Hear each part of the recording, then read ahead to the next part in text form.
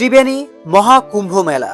অনেকের মনে প্রশ্ন জাগতেই পারে, কুম্ভ মেলা কি? কুম্ভ মেলা হলো হিন্দু ধর্মের এক উল্লেখযোগ্য মেলা, যা সমুদ্র মন্থনকে কেন্দ্র করে গড়ে উঠেছে। সমুদ্র মন্থনের ফলে যে অমৃত লাভ হয়েছিল, তার কিছু অংশ আমাদের ভারতবর্ষের 5 জায়গায় পড়েছিল।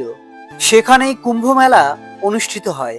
এই কুম্ভ মেলা 5 বছর অন্তর অন্তর হয়, আর মহাকুম্ভ 144 বছর অন্তর অন্তর আসে।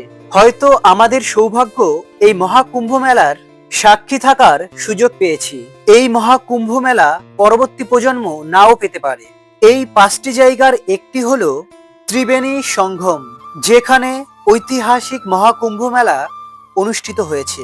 এখন আমি আপনাদের দেখাতে চলেছি এই কুম্ভ মেলার পাশেই আরো একটা মন্দির আছে, ব্রহ্মা, বিষ্ণু, মহেশ্বর এবং কালী মায়ের মন্দির। চলুন